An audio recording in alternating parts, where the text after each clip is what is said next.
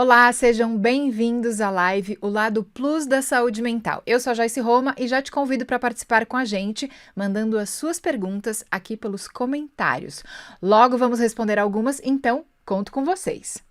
E aproveite para chamar a família e os amigos para seguirem aqui com a gente, porque vai ser bem interessante o nosso papo. E para começar, vamos conceituar um pouco sobre a saúde mental no mundo e principalmente aqui no Brasil. Dados da Organização Mundial da Saúde mostram que somos o país mais ansioso e o mais deprimido da América Latina. E a pandemia agravou esse cenário, trazendo um aumento no número de casos. Diante desse crescimento, falar sobre saúde mental é fundamental, não só por questões de saúde pública, mas também para quebrar o tabu.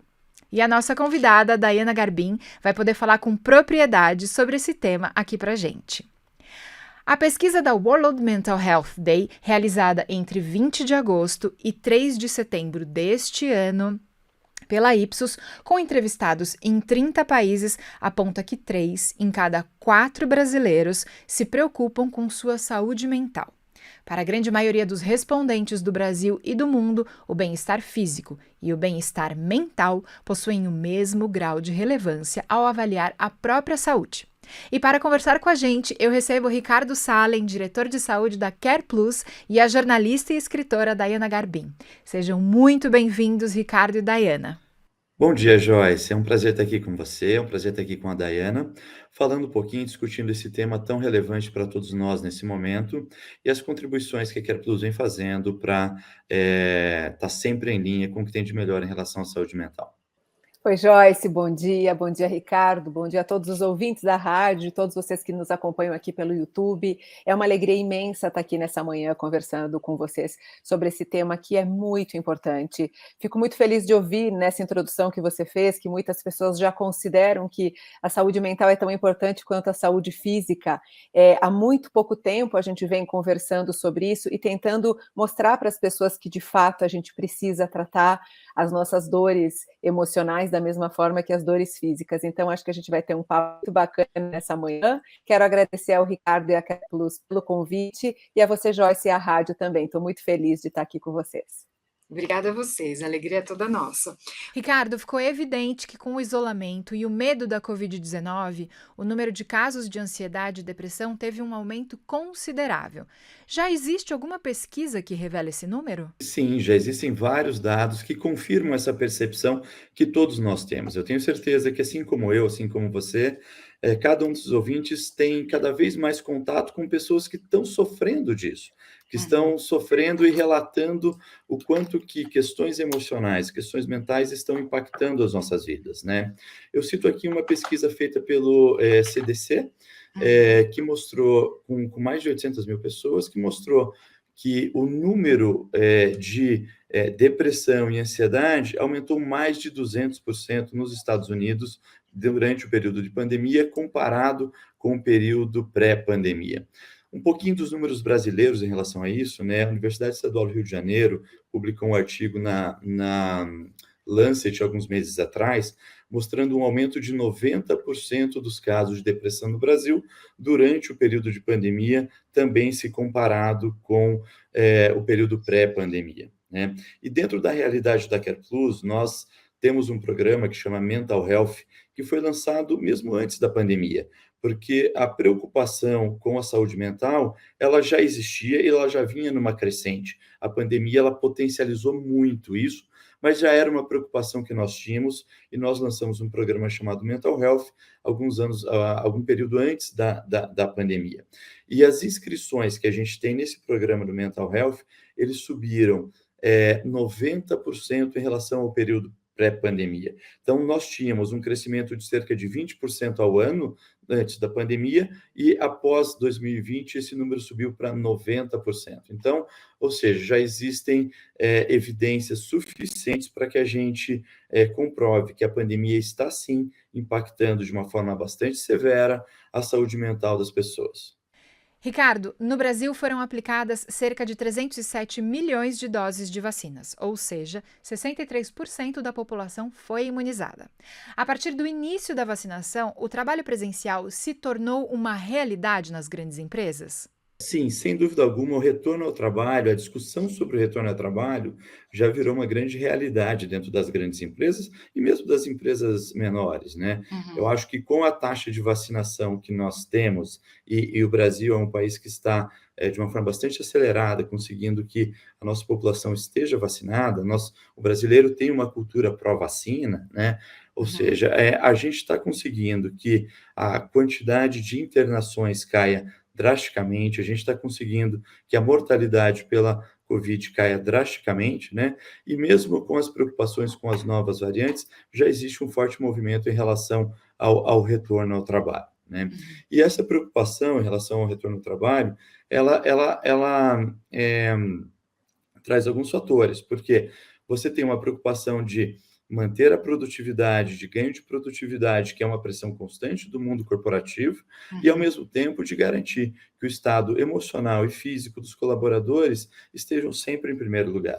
Então, uhum. essas discussões já estão fazendo parte e as empresas estão sim buscando ajuda para entender qual é a melhor forma, qual é o melhor momento e quando retornar ao trabalho, como conseguir manter a saúde do colaborador sempre preservada. Ricardo, quais ações práticas devem ser tomadas para essa retomada? Eu acho que existem algumas recomendações que todas as empresas devem levar em consideração. Eu acho que o uso obrigatório de máscaras continua sendo um pré-requisito básico para isso daí. Uhum, Você deve ter um processo onde você vai fazer a aferição da temperatura antes de entrar ao escritório, antes da entrada ao local de trabalho, e sempre que houver uma temperatura febril ou subfebril, esse colaborador ele deve ser orientado a procurar um serviço de saúde, não entrar em contato com demais colaboradores. Você deve ter um processo que garanta um distanciamento social entre as estações de trabalho. Esse distanciamento deve ser no mínimo de 1 metro de distância, né? Você uhum, deve criar um programa que permita você identificar dar apoio a todo e qualquer caso sintomático, ou seja, à medida que alguém tenha qualquer sintoma que pode estar relacionado com o Covid, você deve ter um processo para que esse colaborador não entre ao local de trabalho e que você consiga dar o apoio e monitorar e acompanhar, inclusive, os contactantes que esse colaborador teve, para uhum. evitar que um surto realmente apareça dentro do local de trabalho. Então, afastando todos os sintomáticos que possam ter contraído em algum momento a Covid. Então, essas são orientações básicas que as empresas devem seguir para que esse retorno ao trabalho seja de uma forma bastante saudável do ponto de vista físico, evitando assim que a Covid volte a aparecer dentro da empresa. Daiana, mesmo diante de tantos tabus com a pandemia, o assunto saúde mental veio à tona de uma forma muito forte. Conta um pouco pra gente sobre a sua experiência, de que forma as pessoas podem encontrar mecanismos para sair de um problema relacionado à saúde mental. Joyce, eu acho que a gente está, de fato, vivendo um momento muito especial nesse sentido, porque nunca falou-se tanto de saúde mental, a gente nunca teve tantos eventos como esse que a gente está fazendo agora, encontros, discussões, não só no ambiente médico, mas as pessoas hoje em dia já, quando podem se encontrar, já conversam sobre isso, sobre como se sentem muitas vezes exaustas, sobrecarregadas, abaladas. A gente não tinha esse tipo de conversa com tanta frequência antes da pandemia. Eu costumo dizer sempre que a pandemia nos colocou diante de dores que talvez antes, na correria da nossa vida, a gente não se permitia sentir, a gente não se permitia olhar, né. O ambiente de trabalho sempre foi um ambiente que exigiu muito do funcionário, sem espaço, para sentimentos, digamos assim, sem Uhum, espaço para que a empresa, para que as pessoas pudessem conversar sobre isso, como é que a pessoa está se sentindo. E o mais curioso é que quando você tem um colaborador, um funcionário abalado emocionalmente, a produtividade dele com certeza vai cair. Ele não vai trabalhar tão bem como se ele tivesse emocionalmente estável. uhum, Então, a gente não tem como separar, e que bom que agora estamos percebendo isso, a nossa saúde física da mental, o nosso corpo das nossas emoções. Se a gente não tem saúde mental, a gente não tem saúde como um todo, porque a saúde ela é muito mais do que a ausência de uma doença. A saúde é um contexto todo de bem-estar, de funcionalidade, de vitalidade, de você se sentir energia e disposto para viver, para ir ao teu trabalho, para cuidar da sua família, para fazer as suas atividades. O que a pandemia fez com a gente, pelo que eu percebo e pelos inúmeros relatos que eu recebo todos os dias no meu trabalho, por meio das redes sociais, falando já desde 2016 sobre saúde mental? As pessoas foram colocadas por causa da pandemia, e quem fez isolamento social, porque a gente sabe que grande parte da população precisou, foi obrigada a continuar trabalhando, então a gente tem duas situações que eu gostaria de colocar aqui. As pessoas que precisaram ficar em isolamento, pela primeira vez na vida se depararam com isso. Antes, a gente tinha na nossa vida normal fugas, né? A gente ia até o trabalho, se a gente estava estressado, a gente ia para um bar com os amigos, a gente ia no cinema, a gente ia para um teatro, a gente tinha válvulas de escape para as nossas dores emocionais, para o nosso esgotamento, para o nosso estresse, né? A gente dizia, estou estressado, vou para o bar, vou para uma balada, vou para um restaurante. Válvulas de escape. A pandemia nos colocou diante desses sentimentos exacerbados, sem nenhuma possibilidade de descanso emocional. A gente tem que ficar ali entre quatro paredes, com nossa família, convivendo com as pessoas 24 horas por dia, o que também nos mostra a imperfeição das pessoas que a gente convive e as nossas imperfeições.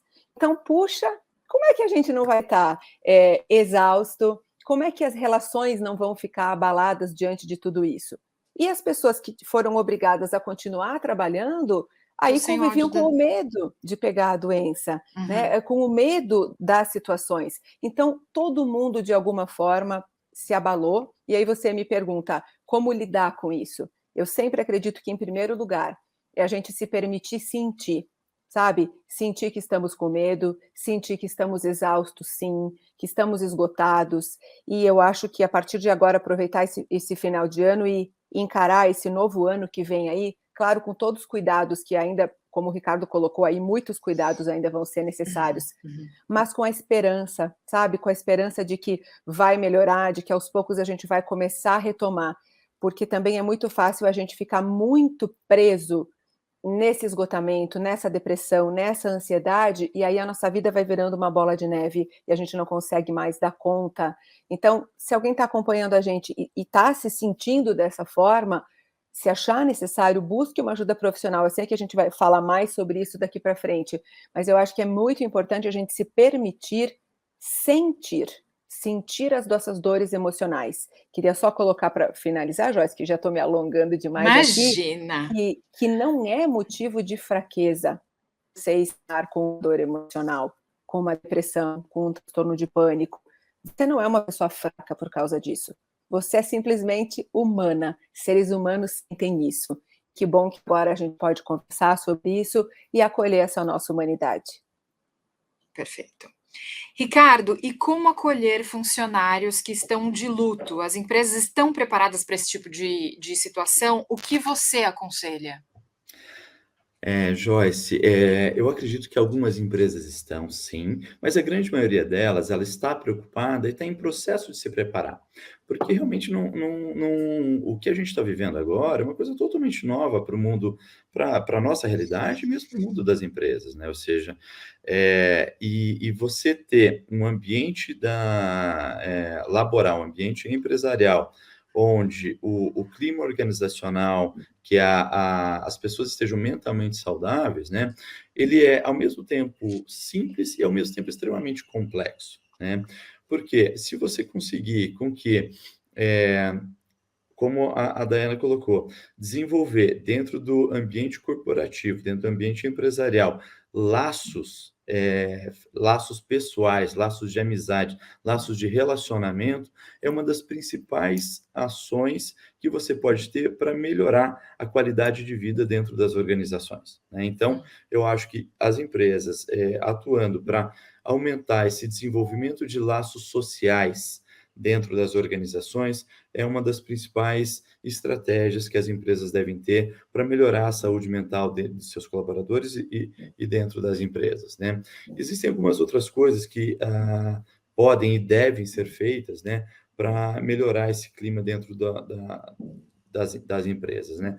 Se você conseguir intercalar algumas atividades que não são diretamente relacionadas ao trabalho, como um break para atividade física, por exemplo, dentro do período de trabalho, é uma outra ação que é simples e que pode, durante esse momento, ajudar a que o clima organizacional fique melhor e que a saúde emocional do colaborador também melhore significativamente, né?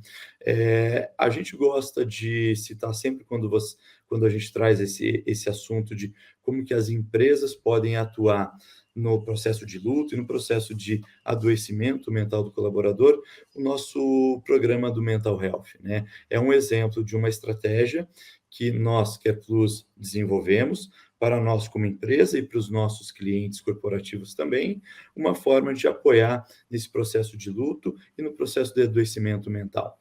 Então, esse programa do Mental Health é uma forma onde todo beneficiário da CarePlus pode, a qualquer momento, entrar em contato com um profissional de saúde mental e esse psicólogo vai entender a necessidade daquele indivíduo naquele momento e saber direcionar melhor para o cuidado que ele precisa em cada momento. Eu acho que, voltando então, só para finalizar, boa parte das empresas está sim se preparando para oferecer para os seus colaboradores um cuidado em relação à saúde mental, processo de luto, diferente do que ele tinha antes.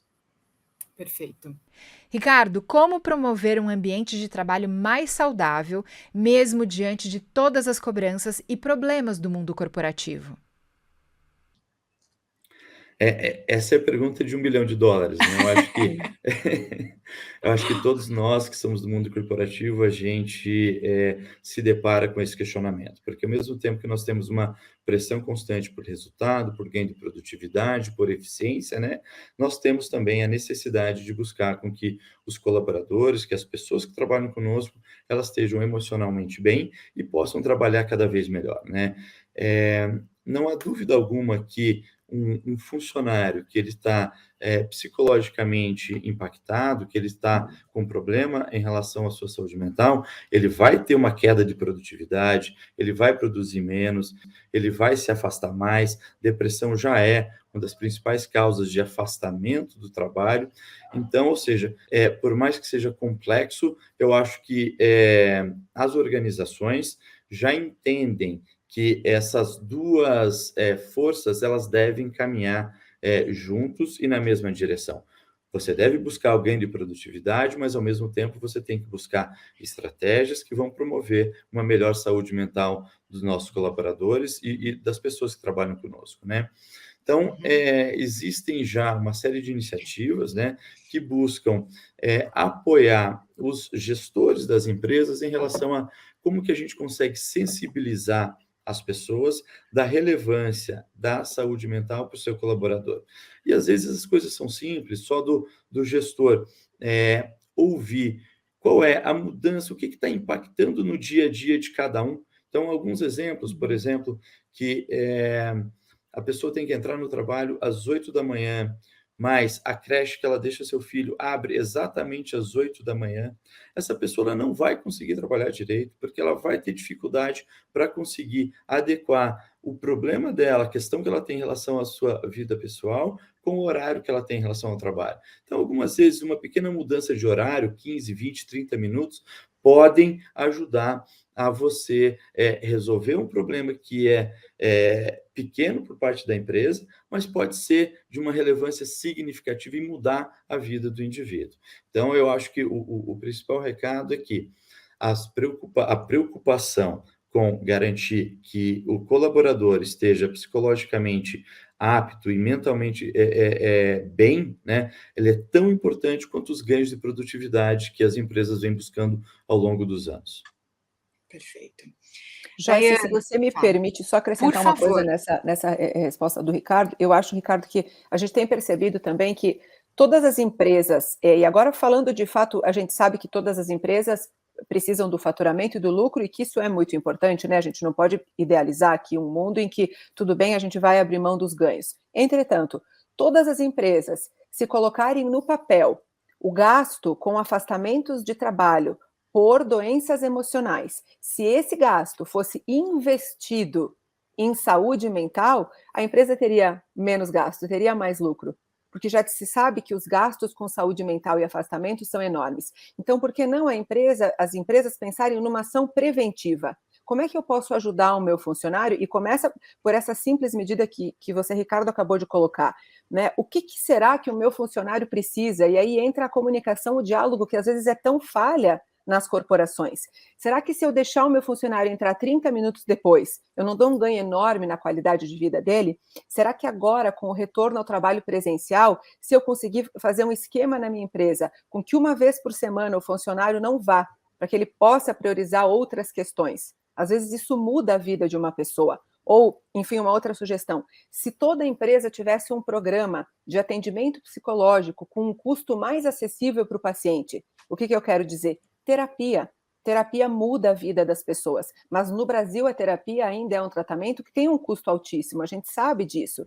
Que se todas as empresas conseguissem pensar em possibilidades de você oferecer para o seu funcionário a possibilidade de uma terapia com um preço acessível, isso também ajuda a mudar a vida das pessoas. Um acesso a um médico psiquiatra, a gente sabe que isso ainda é um tabu, isso ainda é um medo, mas eu acho que com diálogo, com comunicação e com uma preocupação genuína na saúde mental desse funcionário, todas as empresas, na prática, no final da linha, vão ganhar mais com isso. Porque um funcionário feliz, como a gente vem falando, uma pessoa que está estável, que está bem emocionalmente, mesmo que trabalhe menos horas efetivamente, a gente sabe disso já, produz muito mais. Então, eu acho que a gente precisa olhar a modalidade de trabalho que a gente vem usando. A gente já sabe os índices de burnout são altíssimos. Será que um funcionário vai produzir bem trabalhando 14 horas por dia sem descansar? Ou será que se ele trabalhar menos horas, ele não vai produzir mais? Então, acho que essa é uma conversa que a gente precisa ter cada vez mais nos ambientes corporativos. Daiana, todos os dias as pessoas lidam com um turbilhão de emoções, seja em casa ou no trabalho. Existem formas de conseguir amenizar os reflexos negativos dessas emoções quando acentuadas? Eu acho que, e até o título do meu último livro é A Vida Perfeita Não Existe, porque as pessoas até dizem que eu sou um pouco pessimista quando eu falo isso, mas eu não acredito em vida sem sofrimento. E por isso eu digo que a vida perfeita não existe, e digo que a gente só vai ser feliz quando a gente, de uma vez por todas, entender que a nossa vida vai ser sim permeada de muito sofrimento, de muitas dores, de muitos fracassos, de muitos projetos que não vão dar certo, de pessoas que a gente ama que vão partir, que vão adoecer, coisas que vão acontecer com a gente. Eu sei que é doloroso ouvir isso, né? E, ai, Daiana, que chata, você é muito pessimista. Mas quando a gente consegue acolher dentro de nós que a vida tem muitos momentos de dores, e mesmo assim a gente pode ser feliz, a gente começa a ter uma mudança de paradigma no nosso relacionamento com a dor e com a felicidade. O que eu quero dizer? A felicidade, aquela meta que todos nós buscamos de ter uma vida plena e uma vida perfeita, uma vida plenamente feliz, ela é uma meta que é impossível de executar. Ninguém é feliz o tempo todo, mas especialmente nesse mundo que a gente está vivendo de redes sociais, em que todo mundo demonstra uma felicidade absurda o tempo todo, a gente sempre pensa, e eu acho, Joyce, que talvez já tenha acontecido isso com você, já tenha acontecido isso com o Ricardo e com as pessoas que estão nos ouvindo. A gente pensa que a nossa vida é uma droga, porque a vida do outro, a vida que a gente sabe do outro, ela é sempre muito feliz e plena e só com coisas boas. Acontece que, em geral, a gente não compartilha socialmente as coisas, a parte difícil da nossa vida, as nossas dores. E todo mundo, todas as pessoas que a gente convive no trabalho, em casa, na nossa família, as pessoas que estão na televisão, as pessoas que estão na mídia, todas essas pessoas passam por uma série de dores e sofrimentos. Eu não conheço nenhuma pessoa que não esteja lutando, nesse exato momento em que a gente está aqui conversando, uma grande batalha. Acontece que a gente não sabe disso e a gente idealiza que a vida do outro é sempre plena e a minha vida é sempre ruim, a minha vida é sempre defeituosa, né? Não sei se me faço claro. O que eu quero dizer com isso? Como é que a gente pode gerenciar tudo isso que acontece com a gente? É sentindo.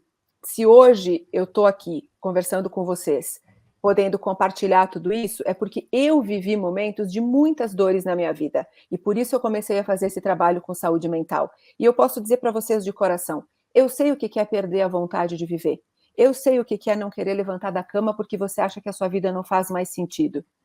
Então, não é só você que está assistindo a gente agora que está se sentindo assim, completamente esgotado, que perdeu o brilho, que parece que é tudo cinza.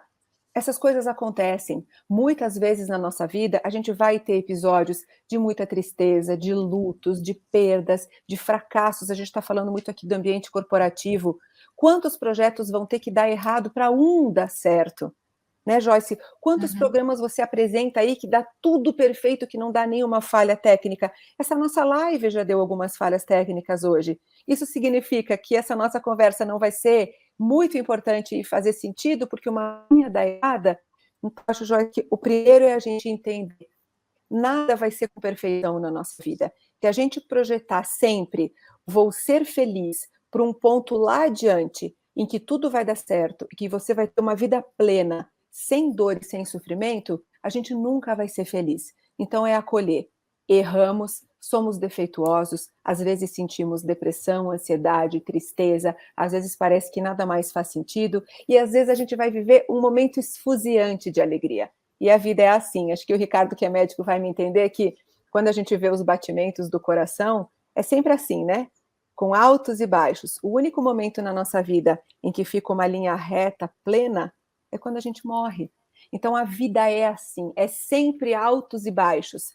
Acontece que nós somos analfabetos emocionais, né, Joyce? Eu gosto muito de usar essa palavra, doutor Ricardo. Ninguém ensina pra gente sobre emoções. A gente não aprende na escola, a gente não conversa sobre isso nas nossas famílias, a gente não conversa sobre como a gente se sente muitas vezes, porque de fato essas conversas não existiam. Então que a gente possa cada vez mais olhar para as nossas dores e entender que a vida é assim, às vezes no mesmo dia, e me conta se já não aconteceu com vocês, a gente experimenta alegria e chora de tristeza no mesmo dia.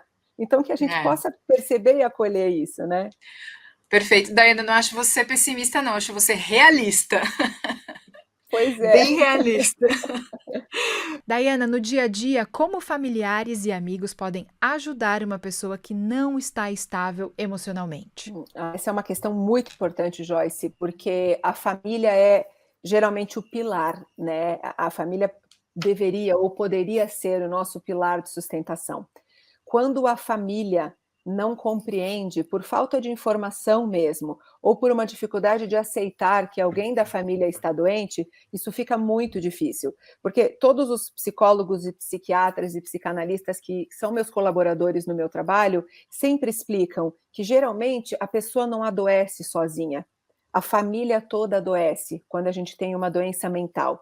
Primeiro lugar, pelo histórico genético, que a gente sabe que quem tem casos de depressão, ansiedade na família tem uma chance maior de ter, então a gente tem sim uma carga genética para as dores mentais, mas por causa do comportamento, do funcionamento da família, né? Então é muito importante, primeiro, que as famílias possam olhar para o seu interior e perceber o que será que tem de não funcional na nossa família que está levando pessoas a um adoecimento, a uma depressão, a uma ansiedade. O que a gente pode fazer para ajudar? Em primeiro lugar, é sempre ouvir, mas ouvir com empatia. A gente, muitas vezes, quer falar, mas eu sou uma pessoa que falo demais, né? Eu faço um exercício todo dia para ouvir quando alguém quer me contar uma dor. Que a gente possa ouvir sem julgar, né? Ouvir com uma intenção de entender, de compreender e de poder oferecer um pouco de carinho por essa pessoa que está sofrendo. Porque, em geral, quando alguém fala que está com depressão, a gente diz assim, ai, que bobagem, toma uma cerveja que passa, né? A gente ainda acha que são coisas fáceis de resolver. Que tal a gente poder ouvir uma pessoa da nossa família que está com depressão, por exemplo, e dizer, puxa, eu imagino a sua dor, eu estou aqui para te ajudar, o que eu posso fazer para te ajudar? Às vezes a pessoa precisa desse acolhimento que ela nunca recebeu. E muitas vezes a gente precisa de uma ação mais prática, que é ir com essa pessoa ao médico. Muitas pessoas que estão com alguma doença mental não querem admitir para si mesmas que precisam ir a um psiquiatra, que precisam tomar um medicamento. Então você, enquanto familiar, pode se oferecer para ligar para um médico, para marcar uma consulta, para ir com essa pessoa até o consultório. Agora, no caso, a gente está falando da medicina online, né? Marcar uma consulta para a pessoa poder fazer uma consulta, uma telemedicina, mas ajudar essa pessoa de fato, a que ela busque ajuda, ajudar procurando uma indicação de um psicólogo, incentivar ela a fazer terapia. São ações que muitas vezes a gente não faz porque a gente não quer olhar para a nossa própria dor.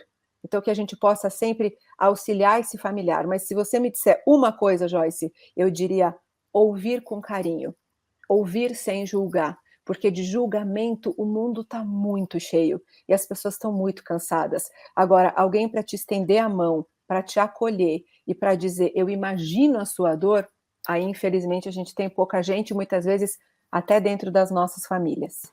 Eu gostei muito do que a Daiana colocou em relação à ação prática, né? Ou seja, como que o familiar ele pode tomar a iniciativa que o paciente, que a outra pessoa da sua família está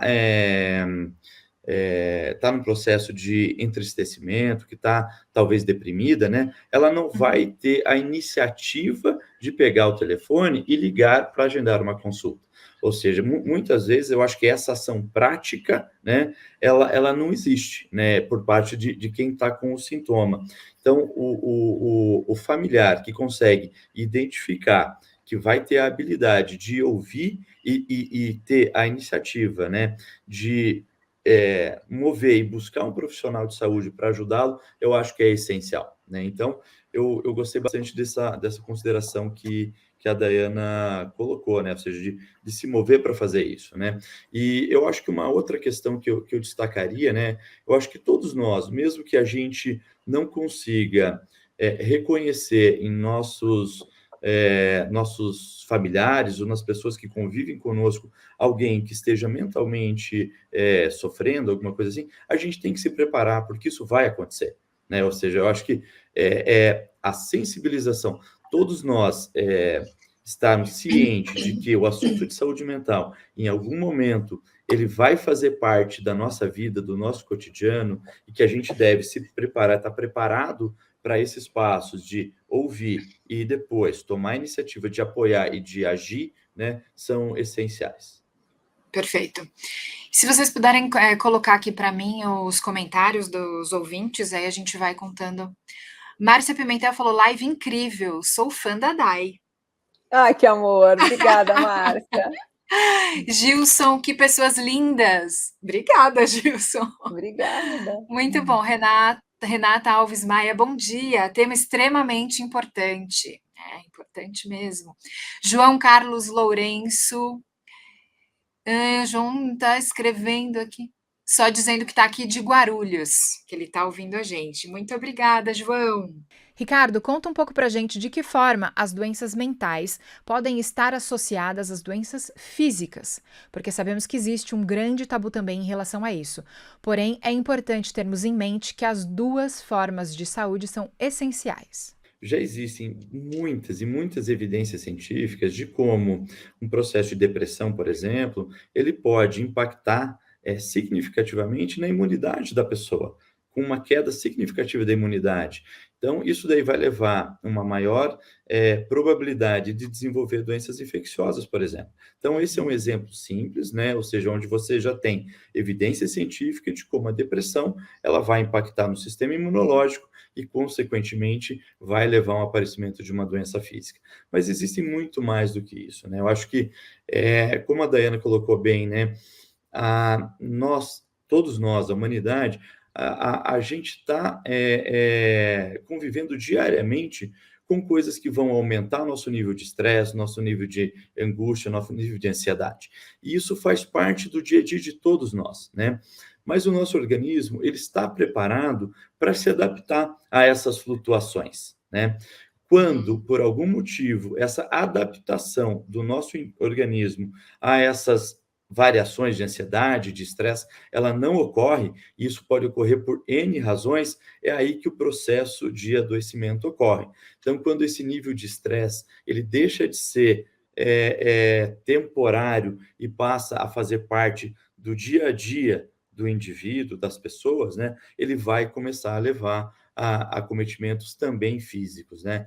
Como, por exemplo, síndromes dispépticas, como gastrite, até processo de queda de cabelo, ou seja, processos dermatológicos. Então, é muito grande a relação de doença, de sofrimento, de angústia, né? de questões mentais com a saúde física, né? Uhum.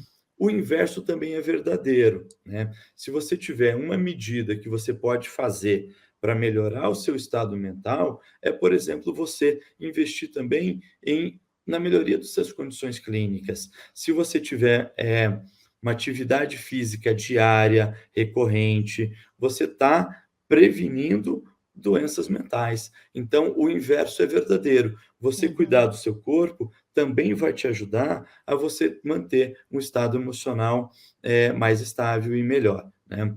Então, inclusive, você realizar atividade física é um dos tratamentos para você tratar a depressão, por exemplo, né? É óbvio que existem quadros depressivos que você vai precisar fazer, inclusive, tratamento medicamentoso, mas a atividade física, ela sempre será recomendada, né? Eu gostei muito de uma das temáticas que está fazendo parte dessa live desde o início, desde o tema, quando você abriu, né? É a equivalência em relação à saúde física e saúde mental, né? Eu acho que essa questão, ela vem ganhando corpo ao longo dos últimos anos e nós enxergamos isso alguns anos atrás, né? Se você imaginar do ponto de vista de regulação de um plano de saúde, né? As doenças mentais, elas são tratadas de uma forma diferente da doença física, né? E a Daiana até colocou que você aumentar o acesso ao tratamento de saúde mental é uma das principais iniciativas que as organizações devem ter. E a gente percebeu isso alguns anos atrás.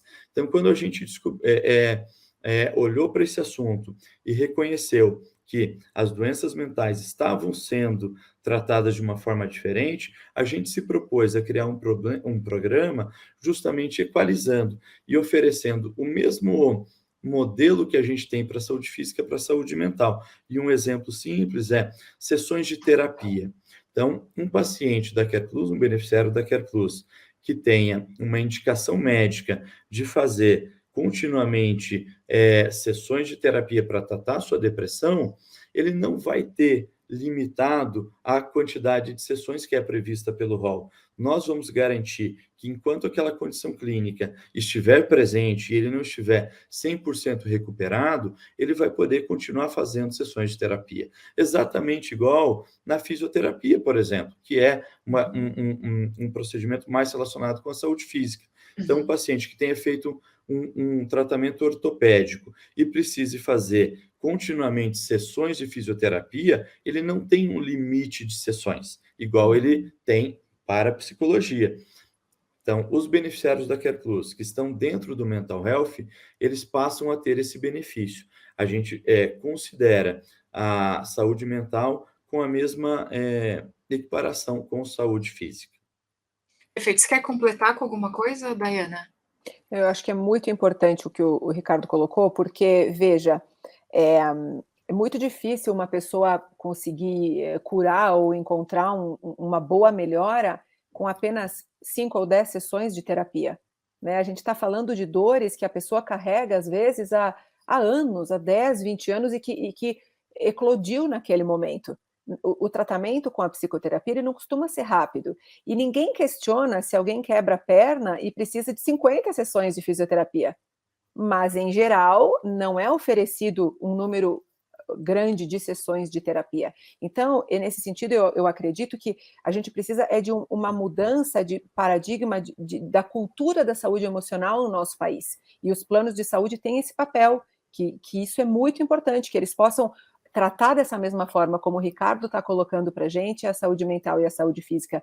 E também, Ricardo, você colocou um ponto muito importante, que a gente está falando aqui de saúde mental e é muito importante a gente falar da prevenção. E você colocou da questão da atividade física e da alimentação.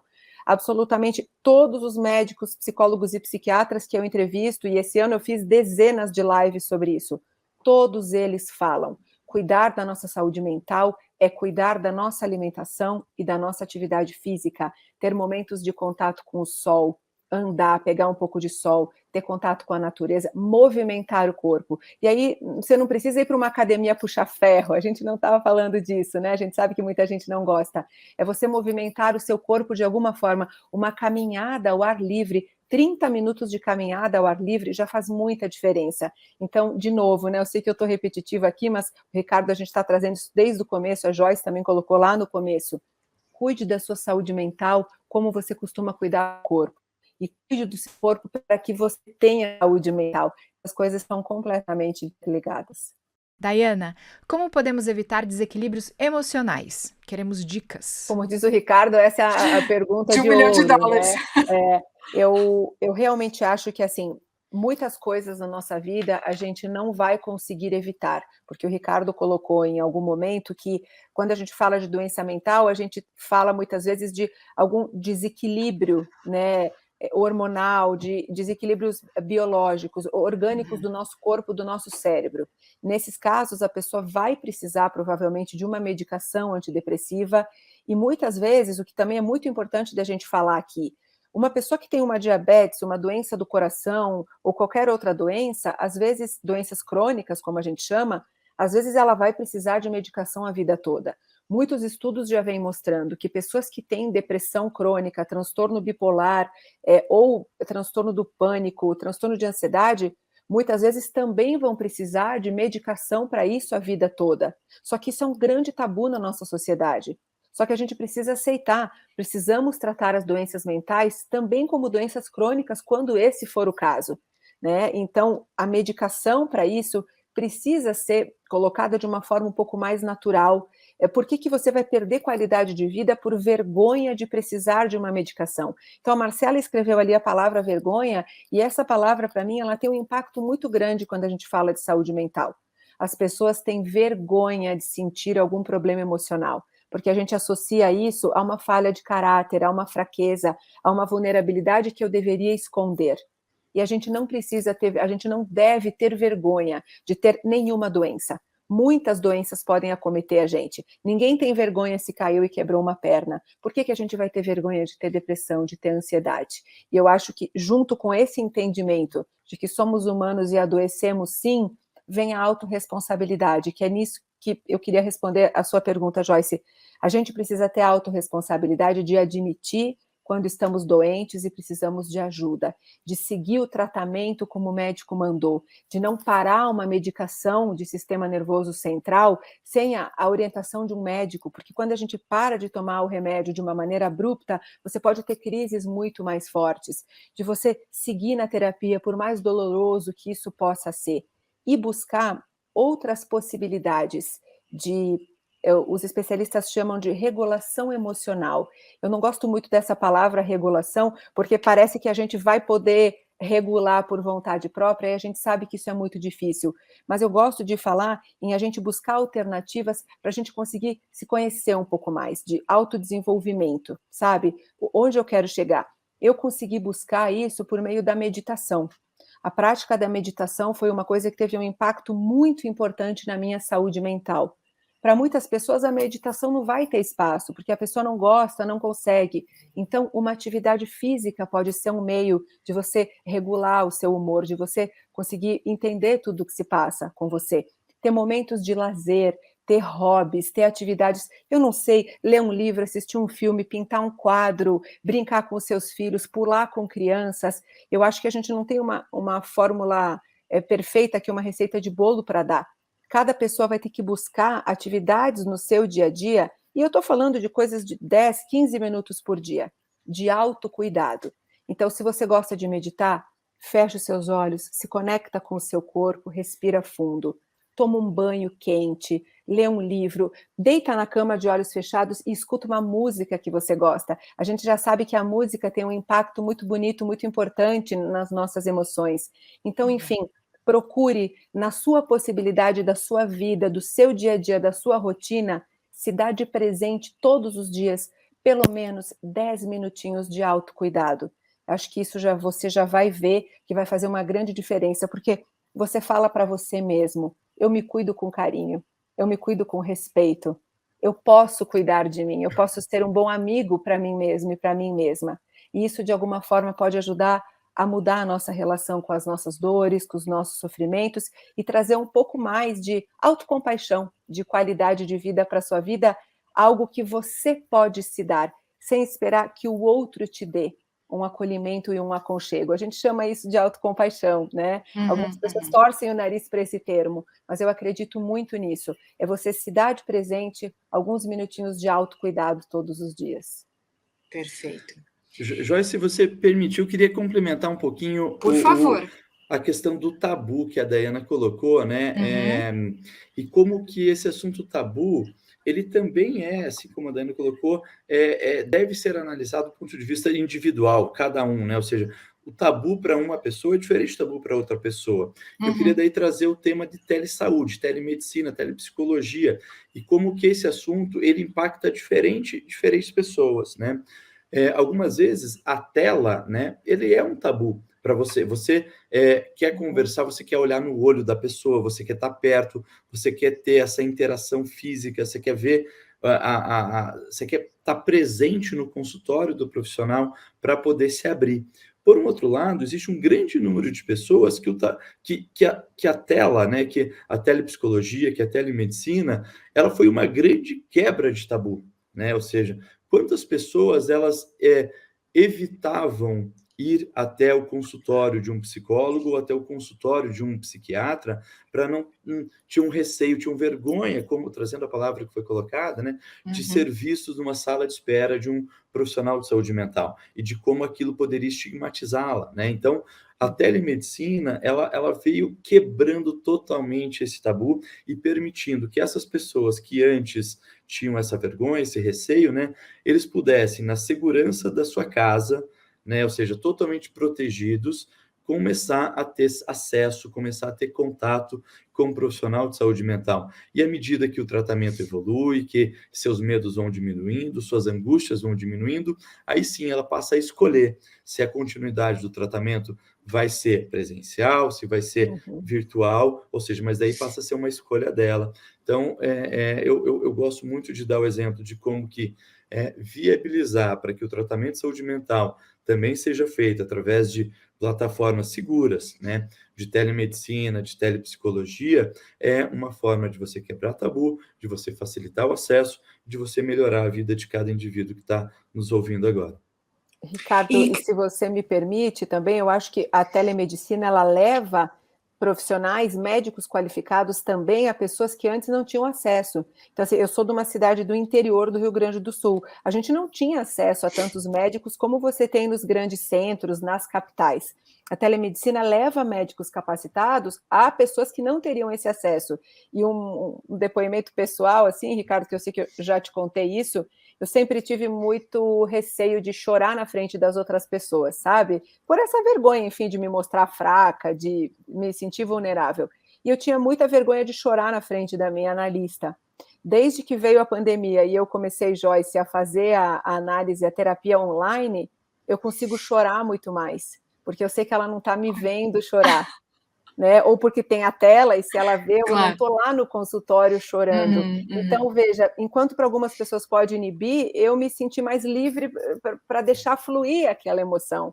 Então, que cada pessoa se permita experimentar, ver se vai ficar bom para a pessoa, e como o Ricardo falou, depois ela pode optar se ela quer, de fato, voltar à medicina presencial ou se ela se sente realmente beneficiada com a telemedicina. Eu acho que esse foi um ganho muito importante desses últimos anos, a medicina chegar a muito mais pessoas que antes não teriam acesso. Dayana e Ricardo, quando buscar um profissional é essencial? Eu acho que buscar um profissional de saúde mental é essencial quando você não consegue mais lidar com as dores do seu dia a dia. Quando você se sente, de fato, completamente, quando a sua vida não é mais funcional, isso que eu quero dizer. Quando você já, a sua doença, a sua dor, ela está te impedindo de vivenciar momentos de prazer com a sua família, você perde a vontade de levantar de manhã na cama para ir ao seu trabalho, para fazer as suas atividades. Eu costumo dizer que eu percebi que precisava de ajuda quando eu percebi que o meu coração começava a ficar acelerado sempre, em situações que não estava acontecendo nada. Por exemplo, quando a gente tem uma apresentação como essa, um evento, é normal que a gente fique mais ansioso, fica nervoso.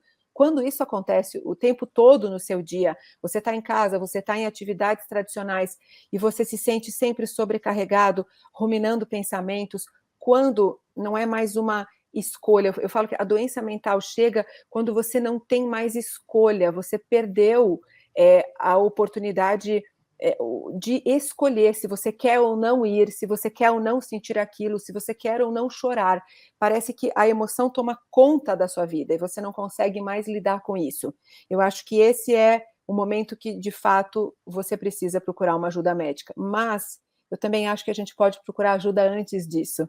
Né, Ricardo? Eu acho que a gente não precisa deixar chegar no limite, e que bom que a gente está tendo essa conversa, e que bom que a gente vem falando sobre isso.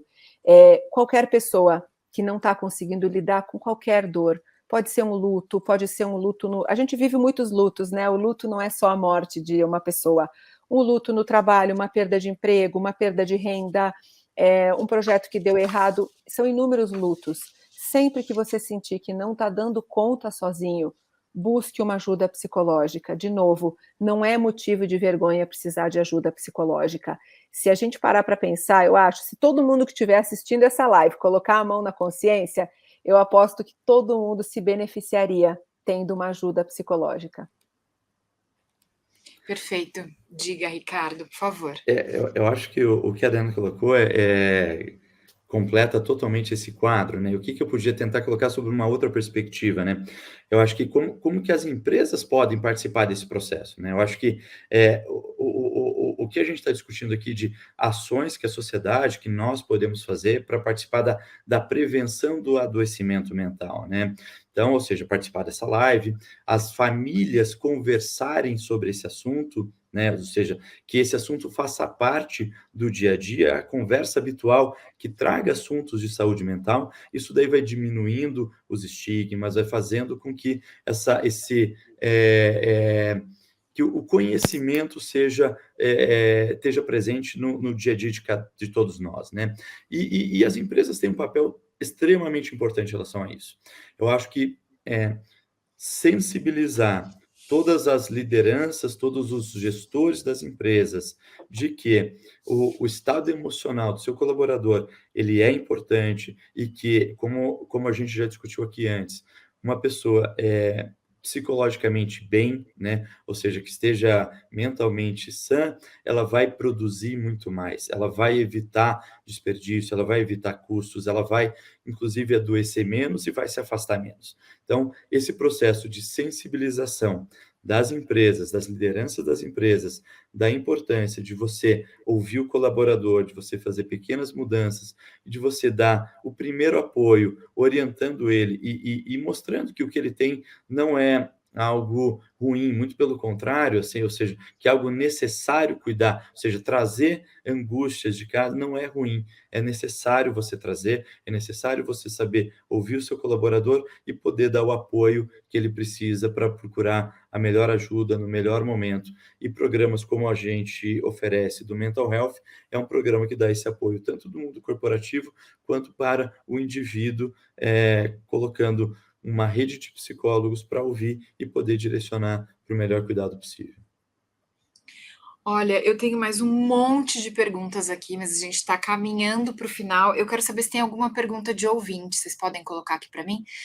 Nayane Farias de Oliveira. Muito feliz, não é uma pergunta, ela está comentando, muito feliz por estar aqui escutando sobre um tema tão relevante para todos. Obrigada, Nayane. Tubarão Azul, like 39, bom dia, doutor. Vamos precisar de vocês mais do que nunca. O cérebro sempre foi meio misterioso e depois do atual momento, novas coisas ocorrerão. É verdade. Vamos ver, Camila Oliveira, a live está demais, amo o trabalho da DAI e a programação da CBN. Pergunta, como a tecnologia e as redes sociais afetam nossa saúde mental? Quem quer responder essa? Posso começar, Ricardo? Por favor. Pode, Diana, por favor. Eu trabalho com rede social, né? Desde 2016, o meu trabalho é no meu canal do YouTube, no Instagram e no meu site. E eu me preocupo muito com o impacto das tecnologias, especialmente das redes sociais na nossa saúde mental. Apesar de trabalhar com rede social e ter o meu meio de sustento, o trabalho na rede social, eu sou uma pessoa que incentivo todos os dias que as pessoas usem menos rede social. E eu sei que é quase um tiro no pé, mas eu vou continuar incentivando. Eu, com muita frequência, fico 4, 5 dias sem entrar no Instagram, porque eu realmente acho que nós não fomos preparados para tanta informação, para tanto estímulo e para ficar tendo acesso à vida editada de tantas pessoas, como a rede social proporciona, né? Eu sempre brinco com as pessoas que, assim, a rede social aqui no seu celular, você está colocando na sua vida, no seu dia a dia, a vida de milhares de pessoas, quando você segue milhares de pessoas, que você não conhece, que você não sabe que edição da vida estão fazendo, você não sabe nem se estão falando a verdade. A gente já tem visto tantas fraudes, né, de coisas que não existiam. Então, eu acho que a gente tem que ter muito cuidado, primeiro, com que tipo de conteúdo a gente segue nas redes sociais, quais são as pessoas que a gente segue. Eu tenho um trabalho desde 2016 com transtornos alimentares, e já está mais do que comprovado que quando você pega uma adolescente menina que desenvolveu um transtorno alimentar, você precisa, o profissional que está tratando, precisa verificar quem que ela segue nas redes sociais, porque isso diz muito do tipo de comportamento com o corpo e com a comida que ela está adotando. Então, que tipo de pessoas ela segue, que dizem o tipo de dieta que ela tem que fazer, que modelos de corpos ela persegue. A gente sabe que existem muitas blogs e perfis em rede social incentivando o comportamento de transtornos alimentares, por exemplo, que é muito grave, especialmente para as adolescentes que ainda estão formando as suas identidades. Então, a rede social tem sim coisas maravilhosas, a tecnologia... Bom, a gente está aqui conversando porque existe essa tecnologia. A gente falou da telemedicina, mas existe um lado muito perigoso da rede social que tem um impacto muito grande na nossa saúde mental. Então, a coisa mais importante é perceba-se, observe que tipo de conteúdo você consome nas redes sociais. Você passa 3, 4, 5, 6 horas por dia na rede social, porque existem pesquisas que mostram que adolescentes chegam, às vezes, a 8 horas por dia na rede social. Isso é muito preocupante, os pais precisam ficar atentos, e eu não estou falando só dos adolescentes, não, a gente, adultos formados também, se a gente parar para analisar quantas horas a gente passa na rede social, muitas vezes a gente vai se surpreender. É um tempo que a gente não está fazendo outras coisas que podem nos trazer mais prazer e mais elementos, nutrir a nossa vida, né? Então, eu acho que a gente tem que ter um ponto de atenção no nosso consumo, nas horas de consumo e no tipo de conteúdo que a gente consome. Quer completar, Ricardo?